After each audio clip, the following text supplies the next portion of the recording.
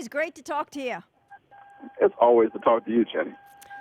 Attorney General Eric Holder meets with hundreds of black pastors, and as you were saying, for some reason, you weren't invited.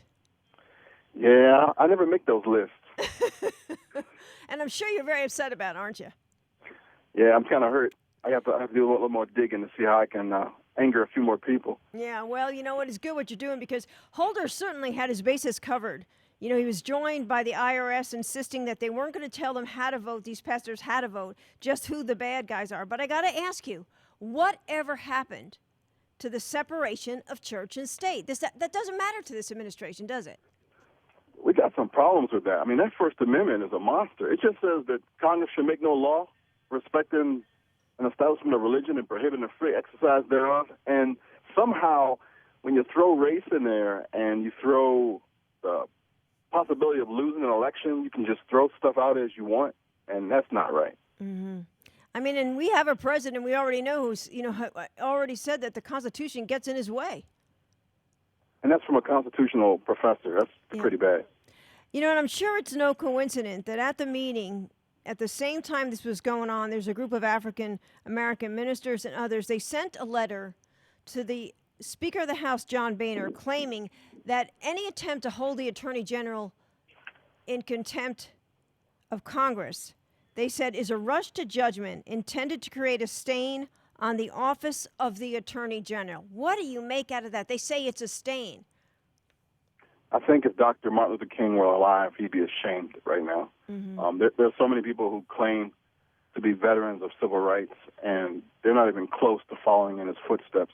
We got a whole bunch of opportunists, and it's kind of hijacked the whole civil rights movement, and they replaced it with an overt form of racism. And, it is, too, because in that letter that they sent to the Speaker, they also implied that the investigation by Congressman Issa is driven by racism. When you hear that, does that make you angry? I mean, what are they? A step backwards in time, isn't it? Yeah. See, everybody thinks racism is about color. It's about power. It's about control. And if the pendulum swings so that we finally actualize the dream of King and we are all guaranteed the right to liberty, life, and pursuit of happiness, that we have it, then you can't play that card anymore. You're going to have to, put it down and be on equal terms. But some folks don't want to put it down. They still want to use it and abuse it. And unfortunately, the black church hasn't woke up to that. I mean, I'm a pastor of a church right now, and I don't allow any politician to take the pulpit. They don't belong in there. If they don't want me to come after them, they don't belong in the church. I mean, it's the same. So to be a carpetbagger in today's term is just profane to me. But, Reverend, I got to ask you, here they are weighing in on Fast and Furious and the frustration that the Congress has dealt with this administration and this Attorney General. Do you think they really even understand what Fast and Furious is about, that we lost a Border Patrol agent?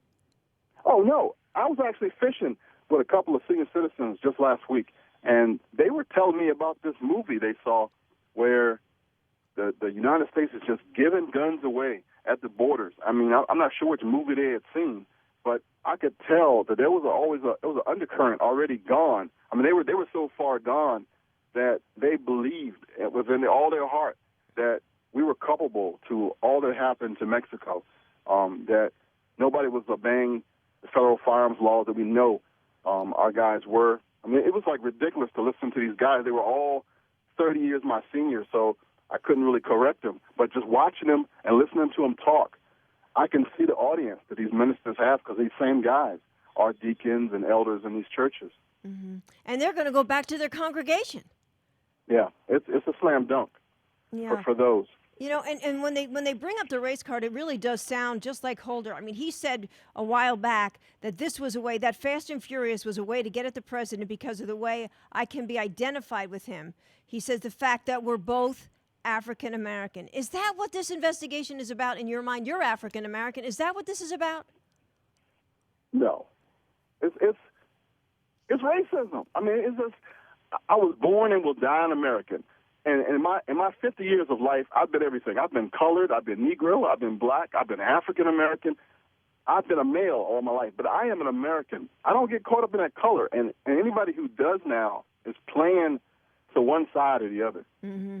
You know, it's obvious this administration's pulling out all the stops, but hey, this seems like a new low when you're trying to get the men of God to help you with your cover-up. That's really something, isn't it? And anybody who falls for it is not a man of God. Yeah. Well, thanks for taking the time, and I'll tell you, it's sure going to be an interesting road to November, isn't it? Yeah, it is. It's getting uglier every day. Yeah, it sure is. Stay on the wall. I mean, you're really knocking it out of the park, showing people what the deal is, and that's really important. Well, and you help us too, so that makes a difference.